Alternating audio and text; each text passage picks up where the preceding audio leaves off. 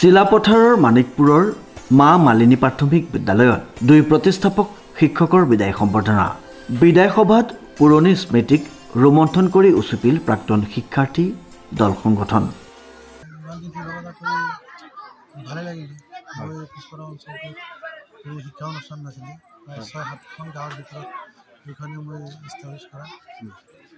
তাৰপিছত আমি এই অঞ্চলৰ যিমানখিনি সৰু ল'ৰা ছোৱালী সেই সময়ত আছিলে সেইখিনি শিক্ষাদান দিবৰ কাৰণে প্ৰাথমিক স্তৰটো ধুনীয়াকৈ দিব পাৰিছোঁ যেন মোৰ অনুভৱ হৈছে। কিয়নো মোৰ প্ৰাক্তন ছাত্ৰ ছাত্ৰীসকলৰ বহুতৰে যেনে বিভিন্ন ধৰণৰ চাকৰিত নিযুক্তি হৈ আছে, কিছুমানে মেডিকেলত কৰিছে, কিছুমানে এডুকেশ্যনত কৰিছে, বিভিন্ন বিভাগত মোৰ ছাত্ৰ ছাত্ৰীসকলে যে তেওঁলোকে চাকৰি কৰিব পাৰিছে সেইখিনি মোৰ মনত বহুত আনন্দ দিয়ে। অঞ্চলখনত মই কিবা এটা দিব পাৰিছোঁ মোৰ জীৱনত, সেইখিনি মোৰ মহান এটা আৰু সেইখিনি মোৰ বহুত ভাল লাগে। উল্লেখযোগ্য যে ধেমাজি জিলাৰ চিলাপথাৰৰ উন্নয়নে মুখ নেদেখা মানিকপুৰ বোকাবিল অঞ্চলত শিক্ষাৰ পোহৰ বিলোৱা এখন বিদ্যালয়ত দুগৰাকী শিক্ষকৰ একে সময়তে অৱসৰ লোৱাৰ পিছতেই অঞ্চলটোত যেন এতিয়া শোকবিহ্বল হৈ পৰিছে অঞ্চলবাসী। মোৰ নাম শ্ৰী জগতলাল বিশ্বাস। মই 1985 চনৰ পৰা এইখন বিদ্যালয়ত যোগদান কৰিছোঁ। তেতিয়া এইখন অঞ্চলত কোনো শিক্ষানুষ্ঠান নাছিলে। তেতিয়া ইয়াত হাবি বোকা বহুতো অসুবিধা আছিলে, গতিকে এইখন বিদ্যালয়ত যোগদান কৰাৰ পৰা এইখনে এইখন অঞ্চলত প্ৰথম বিদ্যালয় আছিলে।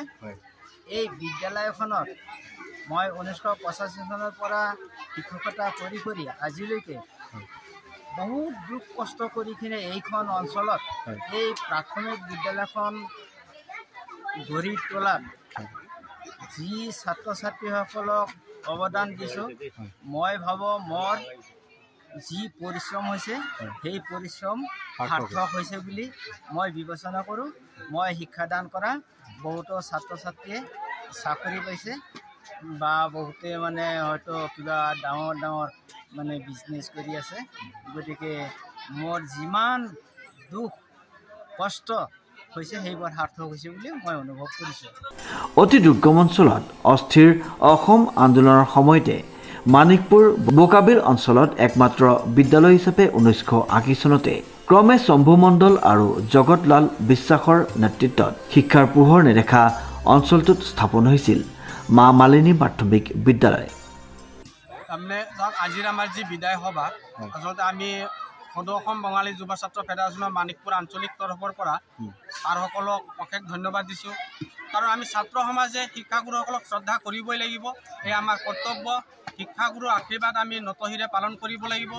আৰু আজিৰ যি দুজন বিদায়ী শিক্ষক, তেওঁলোকে আচলতে আমাৰ এই সমাজখনৰ বাবে, আমাৰ এই অঞ্চলখনৰ বাবে বহুতো অৱদান আগবঢ়াই থৈ গৈছে। যি অৱদান আমি যুগে যুগে তেওঁলোকক আমি স্মৰণ কৰিবই লাগিব। তেওঁলোকৰ কৃতিত্বক আমি কোনোদিনে পাহৰিব নোৱাৰোঁ। কাৰণ এনেকুৱা এটা অনুন্নত অঞ্চলত তেওঁলোকে শিক্ষানুষ্ঠানৰ জন্ম দিছে।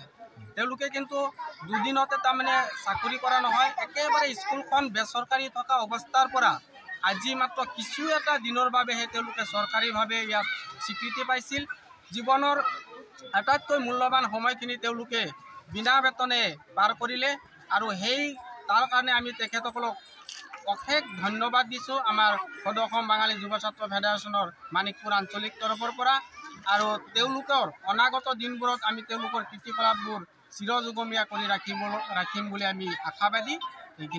সুদীৰ্ঘ 15 বছৰে একেখন বিদ্যালয়তে শিক্ষকতা কৰাৰ পাছতেই একে সময়তে দুই শিক্ষকৰ সদ্য অৱসৰ লোৱাৰ সময়তে স্থানীয় দল সংগঠনৰ সদৌ অসম বাঙালী ফেডাৰেশ্যন মানিকপুৰ বোকাবিল আঞ্চলিক সমিতিকে ধৰি স্থানীয় গণ্যমান্য ব্যক্তিসকলে উপস্থিত হৈ শিক্ষাগুৰু দুগৰাকীক বিদায় সম্বৰ্ধনা জ্ঞাপন কৰে।